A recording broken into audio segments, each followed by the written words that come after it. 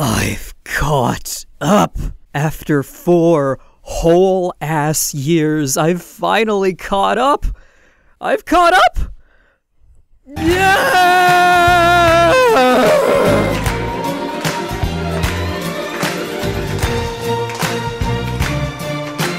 And look, I know my Precure journey isn't over because this show will never end so long as Japanese parents and otaku everywhere keep buying those plastic doohickeys.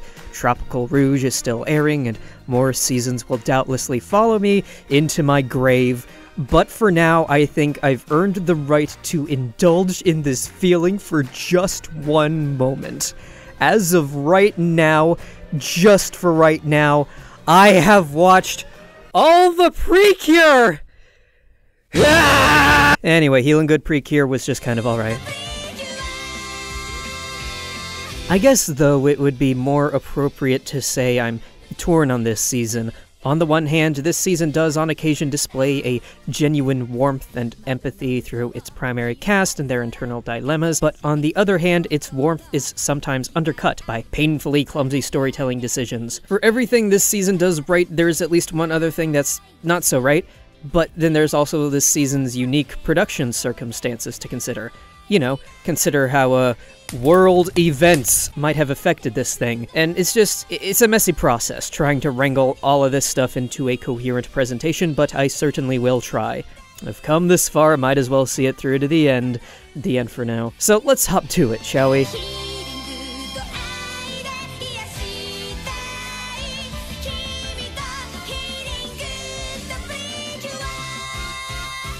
We're going to start with the positives first, if for no other reason than to establish a warmer tone than will be felt later down the line. Healin Good Precure, like literally every season, wears its heart on its sleeve. It's about healing. It's about the well-being of yourself, of the people in your life, and of the world around you, and how one can take care of all that. So let's take those in reverse order. The magic fights of Healin Good Precure see the girls fighting against literal manifestations of sickness. They don't defeat monsters, they purify them and thus heal the sickened earth. The monsters themselves collectively fall under the label Byogen, which the online dictionary Jishol tells me means origin of an illness, cause of a disease, pathogenesis, or etiology, which tracks perfectly with the monsters themselves. They are the origin point from which disease and sickness travel across the land. So, like any good magical girl would, this season's cures, oh my fucking god, I just realized while writing this the whole time,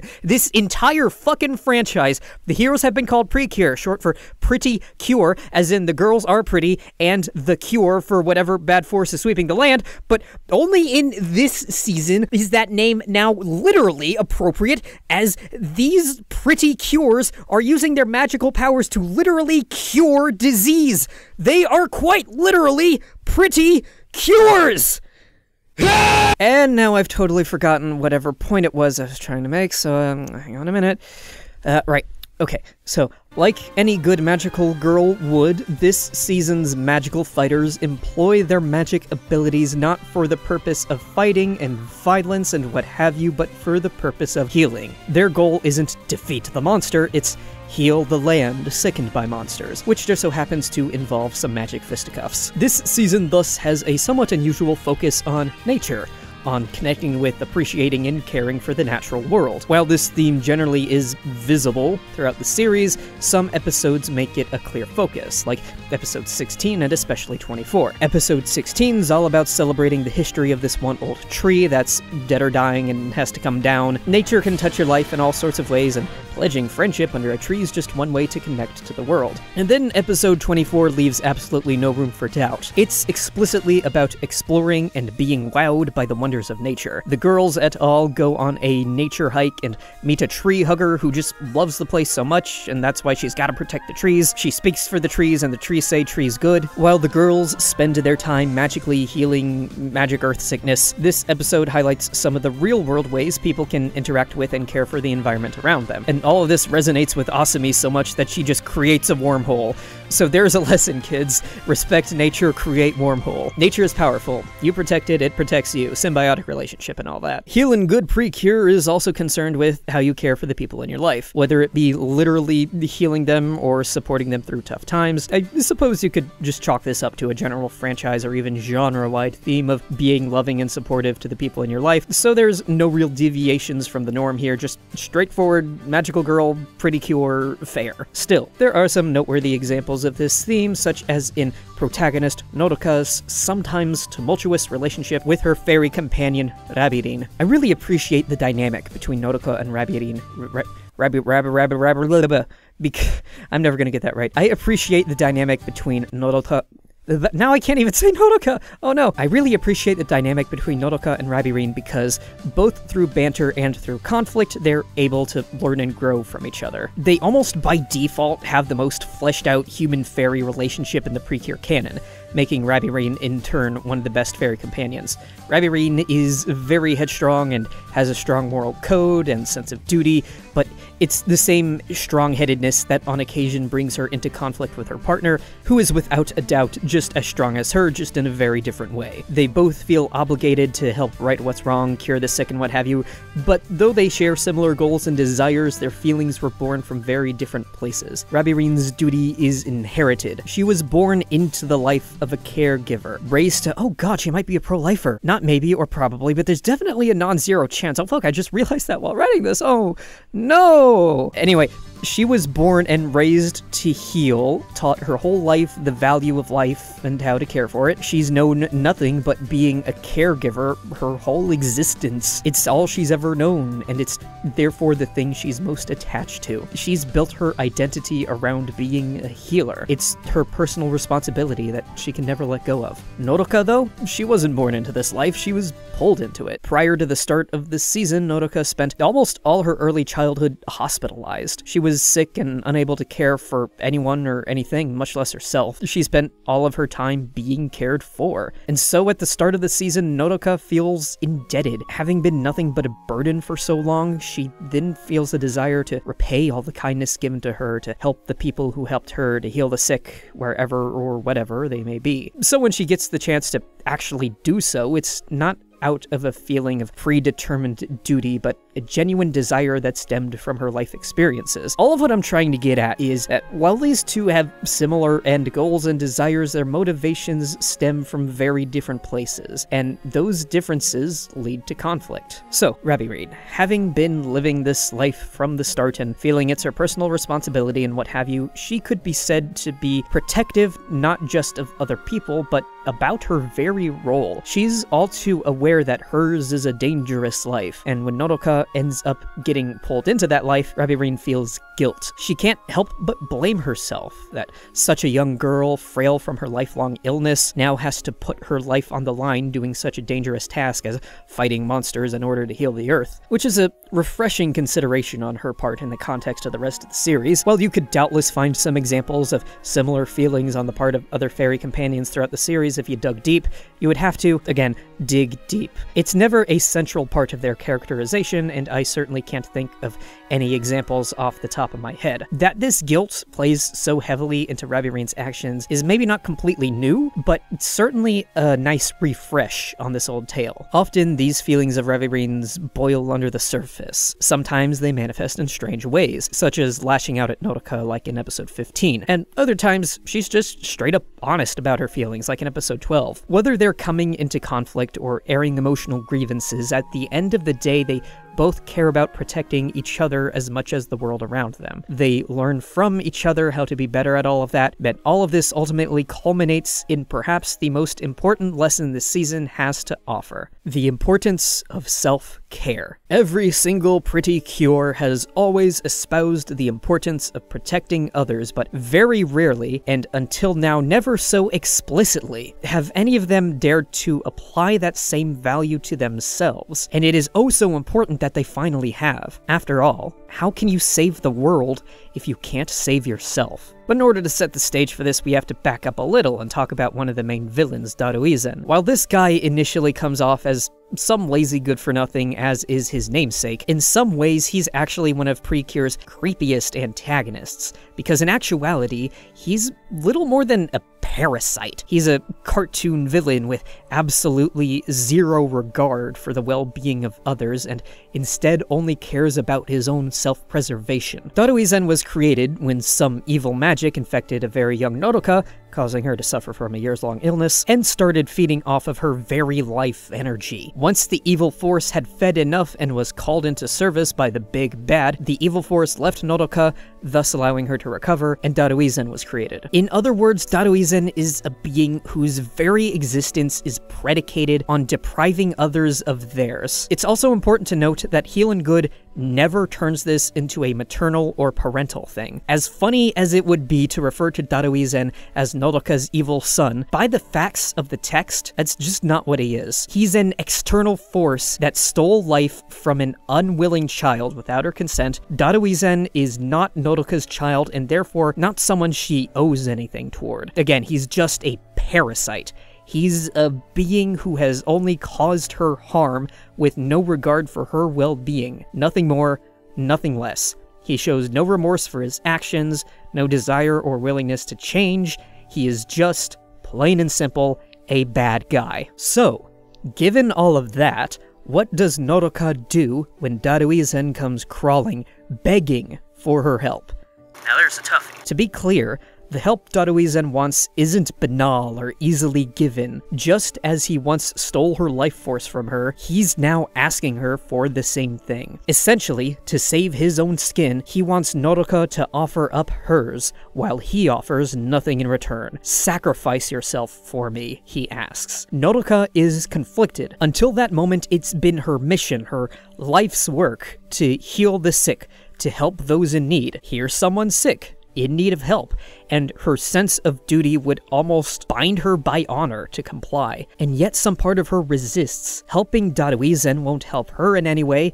In fact, it will only hurt her and make life objectively worse for everyone else. It's her job and duty to help those in need, but what should she do when doing so puts her very self in real jeopardy? It's a battle of conscience between the course of action supposedly dictated by her ideals and what she feels is right. And in the end, it turns out that sometimes your feelings are enough. No, more than that, sometimes your feelings, your very self, are all that matter. Sometimes it's okay to choose yourself.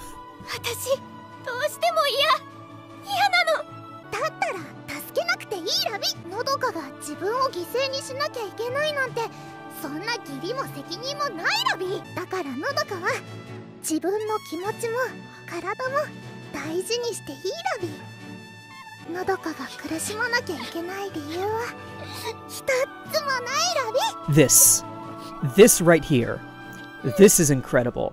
This is the most important thing this season does, the most important lesson it has to teach, that it is okay to care about yourself and to say no when people ask too much of you. You can't save the world if you can't save yourself, so please, take care of yourself when you need to.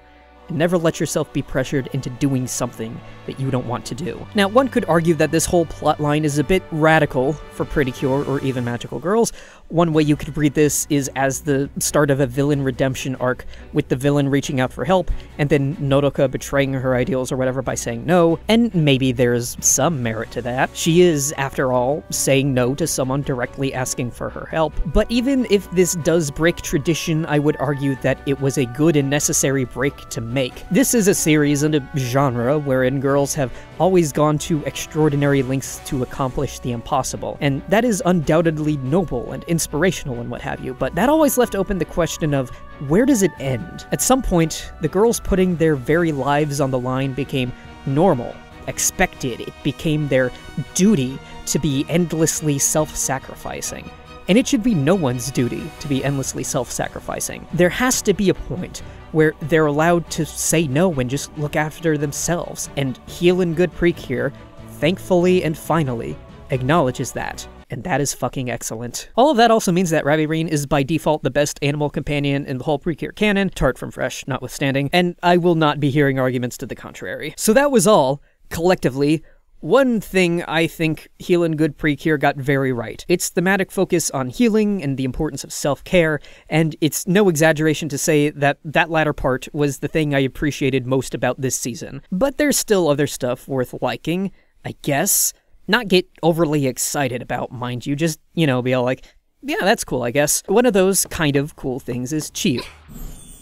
Chiyu's a sort of amalgamation of a few Precure character types. She's the reserved and thoughtful blue from a traditional family, but also she's the hardworking sports girl with lofty ambitions. Those aren't character traits that this series usually mixes, so it's cool to see it do that, I guess. And then the stark differences from those earlier versions are also worth noting. Look, I admit I'm going to be stretching from here on out for positives just a bit, but just bear with me. So, past Precure leads who come from a strong family tradition have all traditionally rebelled against said tradition. Madoka learned to stand up to her dad, Emiru broke free with her music, Aoi broke free with her music, wait a minute, and even Minami had to work up the nerve to say no to the life her family had planned for her. Chiyu's family may not be as rich as any of those girls, but they still have a strong tradition. It's a family hotel thing where the owners, Chiyu's family, take pride in quality, personalized service to their guests. It's within this environment that Chiyu is raised and made to uncritically love and be devoted to the family tradition, and while in any other season this would be prime setup for discomfort, for learning to break away from the assumed goodness of a long-standing tradition in order to pursue personal dreams and ideals, Chiyu just doesn't do that.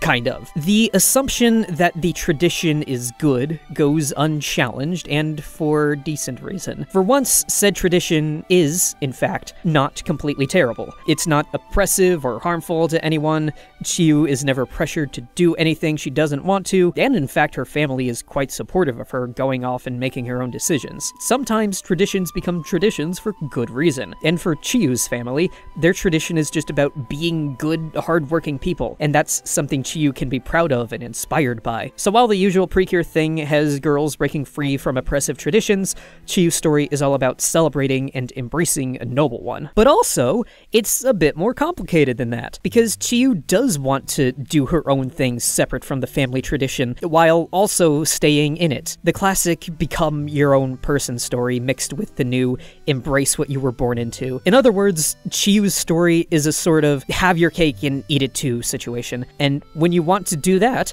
the solution, as it turns out, is to just bake 2 cakes.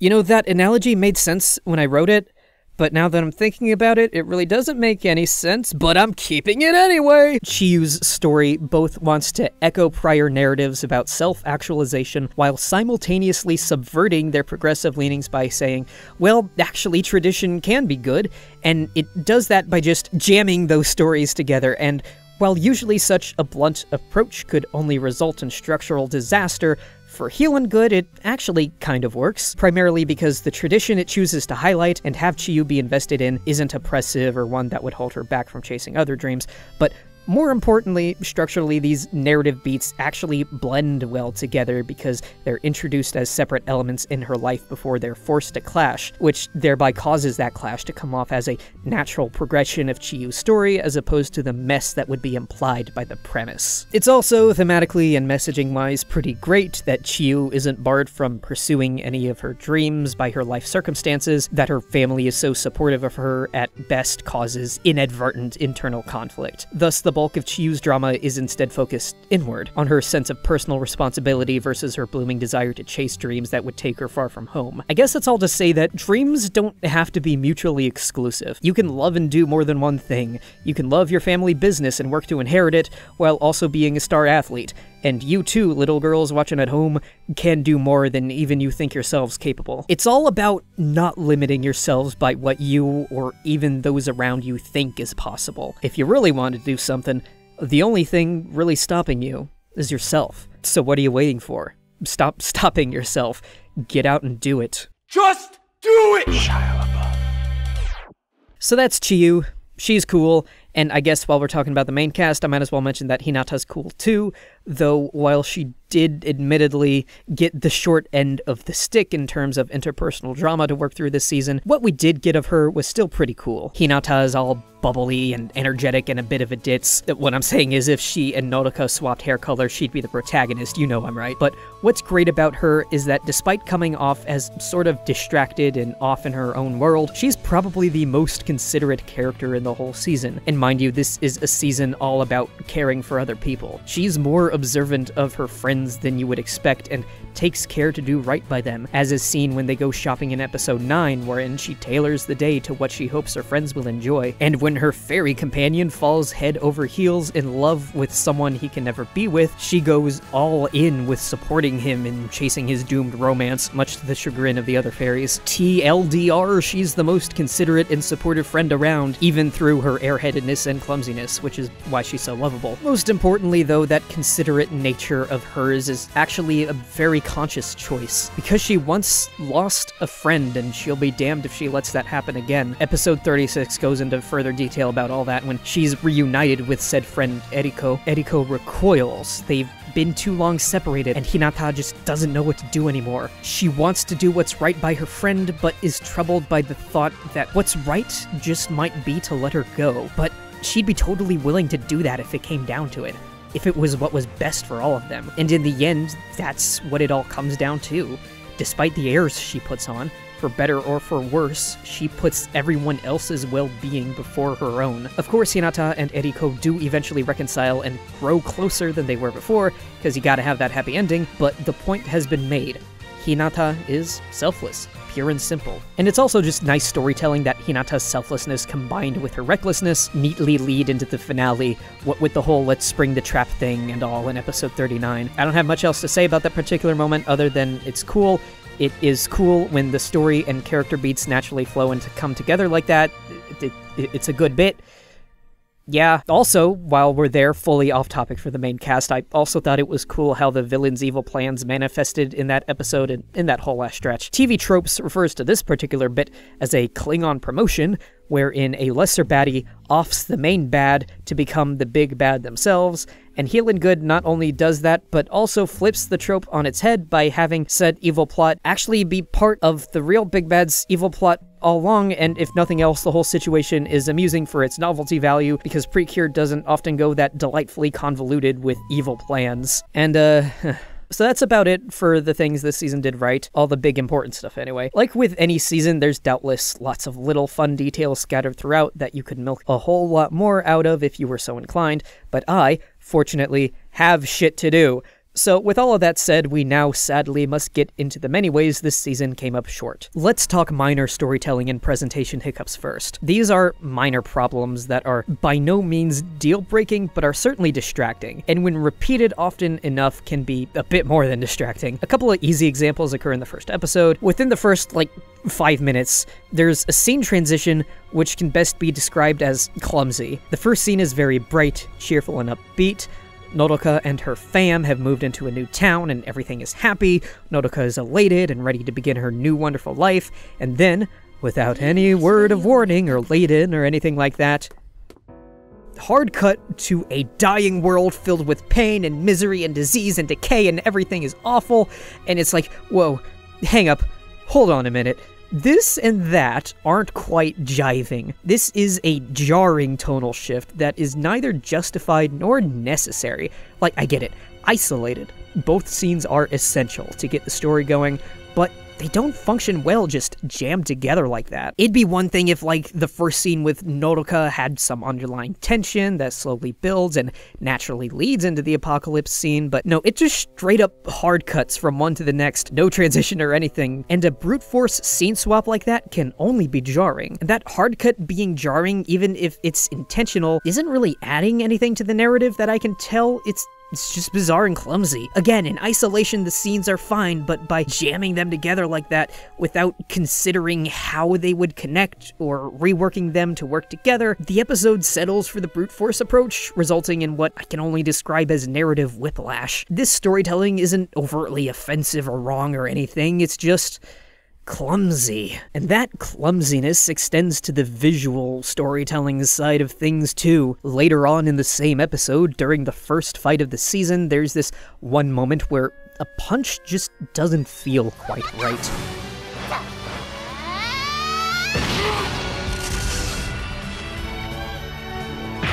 See what I mean? Didn't that feel just a little bit off? Maybe I'm stretching here, but when I try to break it down, it seems that this punch was stretched out a few frames too long, lessening the impact of the blow and thus taking me out of the action and dampening the excitement. Holding on a punch or some general impact is a common technique in animation that helps highlight and sell the hit. But it doesn't quite work here.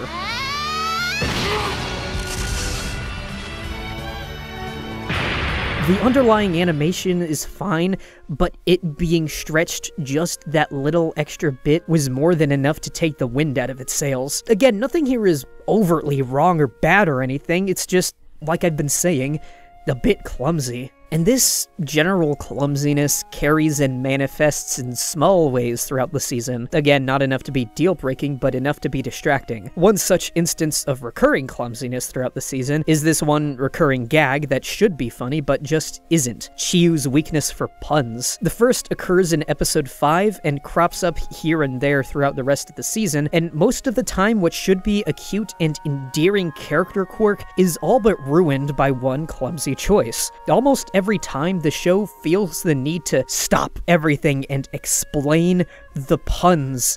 And that choice is not only very condescending, no matter the age of the audience, but it also, however briefly, kills the pacing of whatever scene it crops up in and naturally ruins the joke. With jokes, you either get them or you don't, and if you didn't get them, stopping to explain it usually doesn't make it funny, and if you did get them, stopping to explain it just plain sucks. It's very telling that the one time a pun went unexplained and the conversation kept on while Chiyu chuckled in the background was the best and only good use of this particular trait of hers. If it was all like that, it'd be fine, but it all wasn't.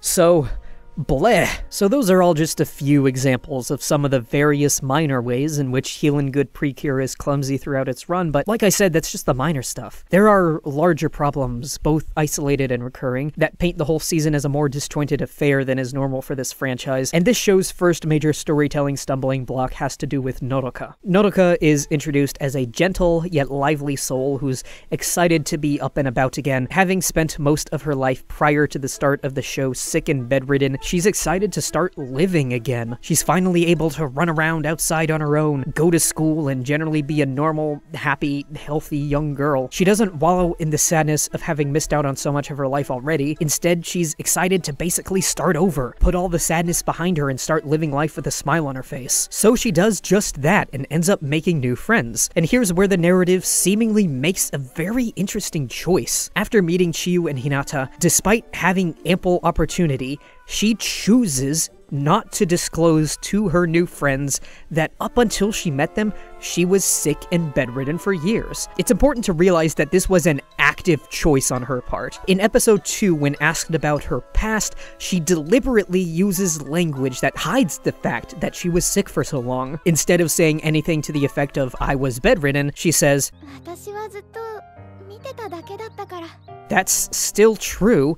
It's just not the whole truth." So why did Nodoka make this choice? Why did she choose to hide her past? We can infer the answers to those questions. Perhaps she didn't want her new friends to treat her different than anyone else because of what she'd been through. In her new life, she just wanted to be treated like a normal girl, no special treatment or anything. She'd had enough of that already. But what's important here is not those answers, though they're certainly informative of her character, but rather the fact that she made that choice to begin with. That choice tells us something about her. Tells us about her newfound outlook on life and herself, and could be important setup for a future reveal, heart-to-heart with her friends about the truth and whatnot. She made a choice, And from there, you would expect the narrative to consider the consequences of that choice. You start wondering when Nodoka will choose to open up to her friends about her past and how. You wonder how her friends will react. And from there, you maybe even start to wonder about what narrative avenues this opens, as the choice to eventually disclose her past could be a sign of the friends' growing bonds, Nodoka's growing trust in her friends, anything like that. Yeah, so guess what? They don't do anything with that setup. Episode 6 rolls around. Up until this point, Nodoka's been all hush-hush about her past while getting along splendidly with her new friends. As their bonds build, the questions of if and when and how she's going to talk about her past with her friends lingers in the back of your mind, but for the moment you're content to see how things play out. The broader episodes about Nodoka's mom going back to work since she no longer has to care for her daughter, and it turns out she's a truck driver, which is an excellent choice, 10 out of 10. Breaking gender boundaries, no complaints. There was also a subplot about the dog companion Latte feeling lonely because she was home alone, and all of that ultimately, unfortunately, results in this.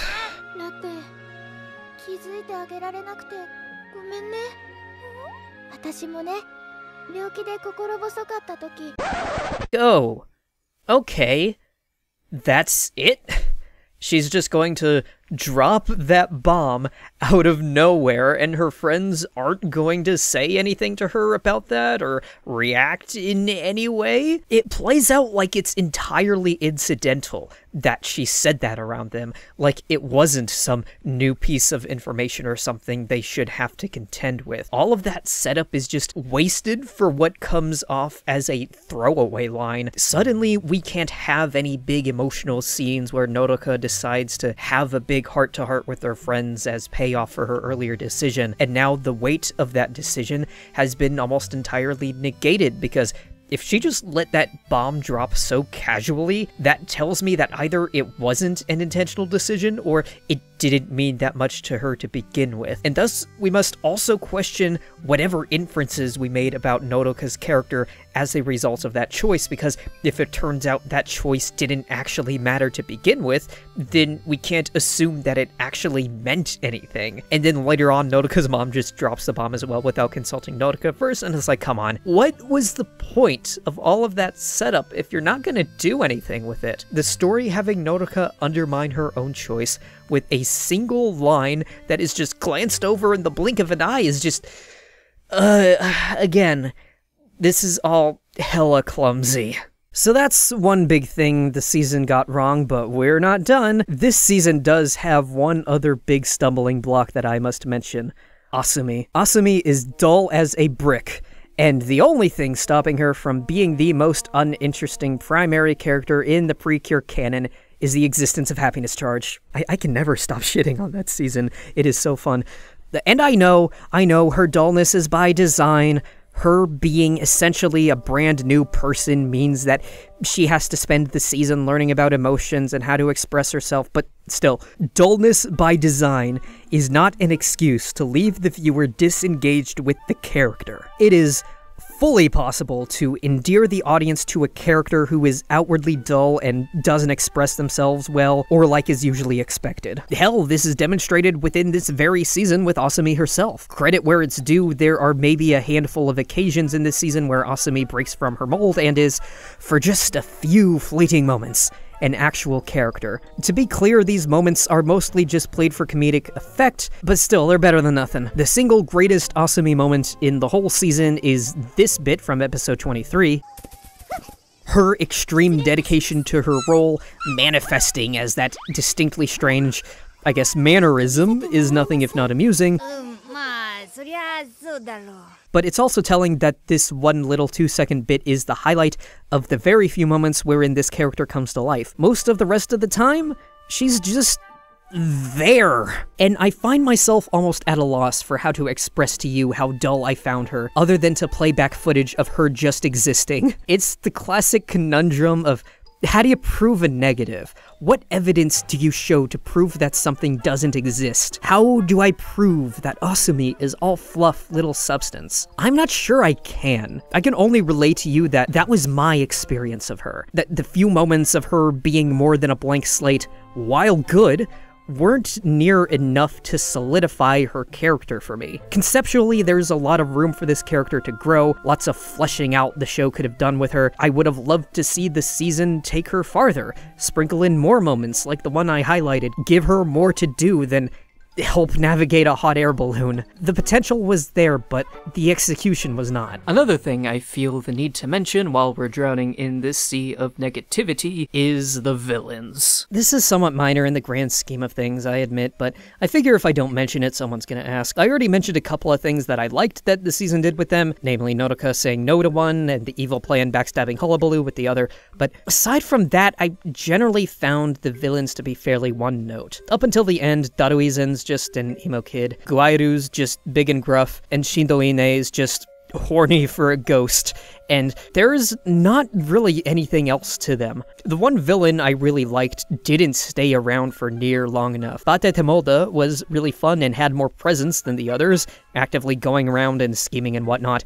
His outward suck-up-to-the-boss attitude served as a nice contrast to his inner machinations, and honestly, he reminded me a lot of Bunby, and that's always a plus. I like to call him Furry Bunby. But he was only around for a small stretch of episodes, and then he got tossed out, so, you know, that's a shame. One last thing I feel the need to mention is the Monster of the Week story structure. I've already discussed this particular variety of problem in the Kira Kira video, so I'll try to keep it brief here, but basically, this season often pulls the stunt where the main narrative thrust of an episode and the monster battles are wholly disconnected and have absolutely nothing to do with one another. Pretty much a story will be happening that is whole in and of itself and capable of wrapping itself up. Then either an unrelated monster will interrupt it so the girls have to fight it before resuming the main story, or the story will actually be over but we've still got to fight a monster anyway. This is opposed to the better approach of past seasons, thematically tying in the monster brawls with the main story so they naturally go together and don't feel awkwardly jammed together. One example of such a disconnect is in episode 8.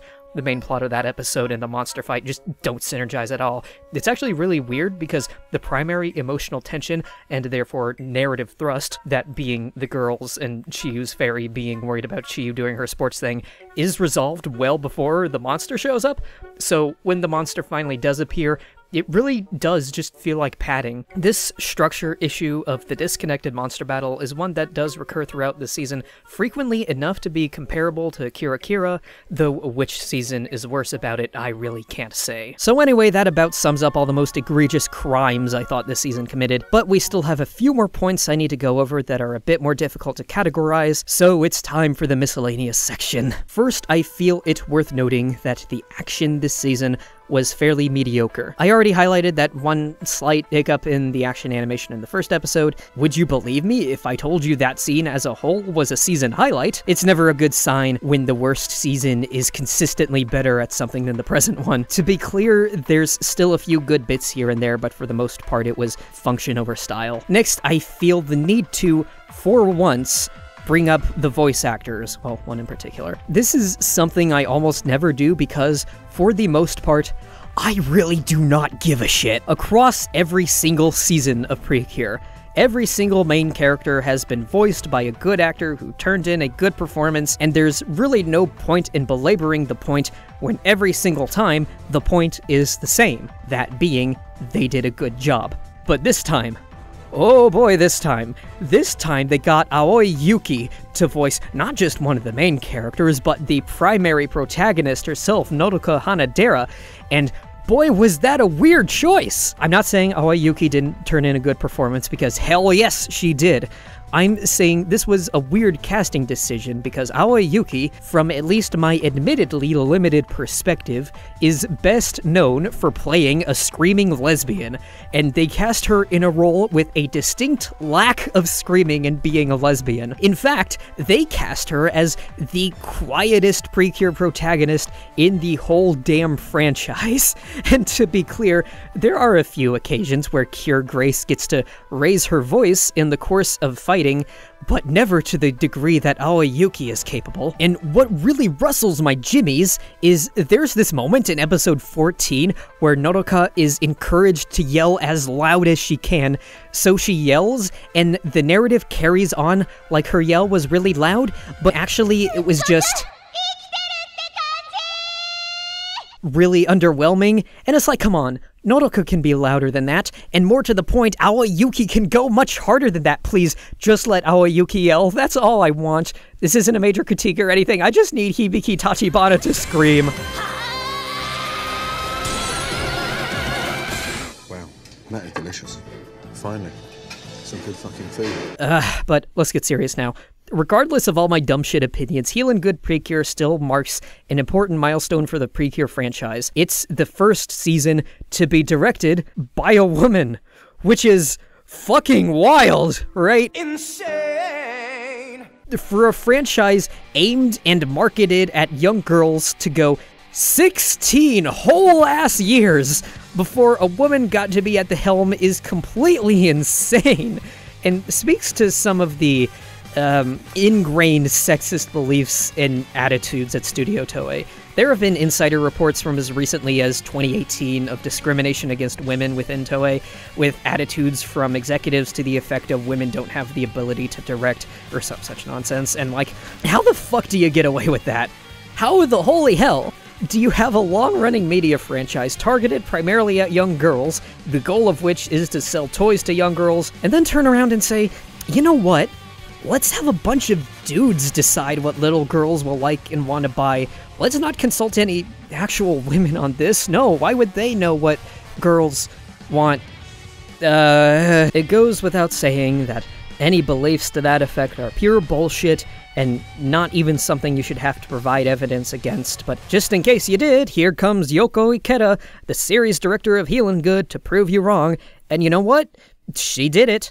Far be it from me to minimize the contributions of the entire creative team and give all the credit to one person, but still, I can't help but note and fail to comprehend the sheer fucking irony of a company marketing a show toward girls for years while embracing practices that made it difficult for women to have much of a say in the making of said show, only for a woman to come along and finally take the helm and naturally prove herself more than capable. Because at the end of the day, Healin Good is unmistakably another season of Precure, at least as good as the average outing, and certainly far ahead of Toei's worst efforts. Though I may levy complaints against it, the season still struck out in ways that past seasons never dared, and for that I can't help but commend it, and that it did so while a woman was at the helm, well, what can I say but eat shit, sexists? And to be clear, I'm not saying women haven't had a role in the production or general shaping of the Precure franchise, because yes, they've been around. Some of the series' best episodes have been helmed by women.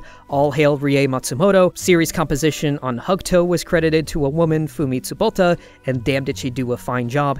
And Yoko Ikeda herself has directed a few episodes of past seasons, and even directed 2 of the movies. But still, I think it's fair to say that it absolutely should not have taken this long to put a woman in the director's chair for a whole season instead of single isolated outings. If you're going to be producing a series about girls being powerful and chasing their dreams no matter what and what have you, for the love of God, let women tell that story. Toei, you don't get credit for doing the bare minimum 16 years later.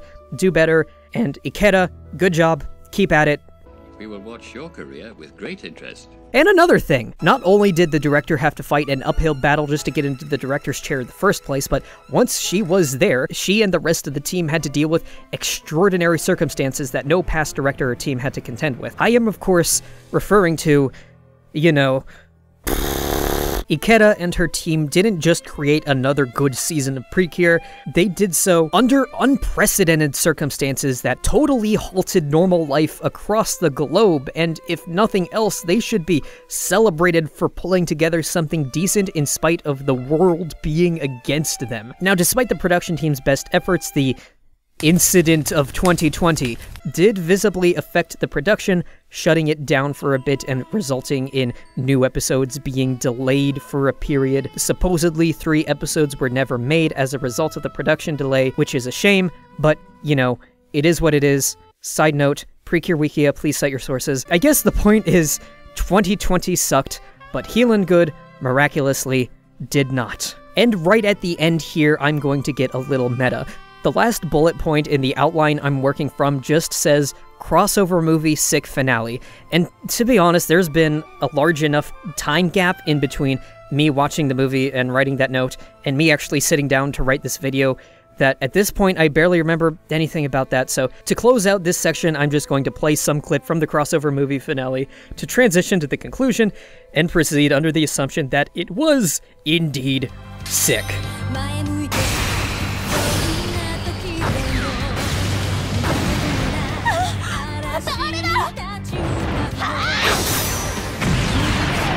Holy shit, it's just straight up simple here! This is exactly what I wanted! All hail Yuki! So that's it. That's Healin Good Precure. It was okay. As usual, most of the main cast were all lovable dorks in their own ways. I appreciated the whole healing, caring angle, and especially the one bit about self-care was tremendously awesome. Despite all that, the show still had its faults, especially with some clumsy storytelling toward the start, but thankfully nothing that's a total deal breaker. All in all, it's a good time. And now I don't have to do this again for at least half a year. Probably more. It's vacation time, baby. What do people do on vacations anyway? Should I go to the beach? Do I do that? Do people do that? Should I go to the beach, get all tropical, and she'll wait a minute? Thanks for watching yet another of my extended rambles about a children's magical cartoon show. As always, please leave your thoughts in the comments. It'll be a while before we get back to Precure, but in the meantime, I have a whole other channel's worth of videos you could check out, you know? Yeah. Anyway, thanks again for watching, and don't forget to be gay and do crime.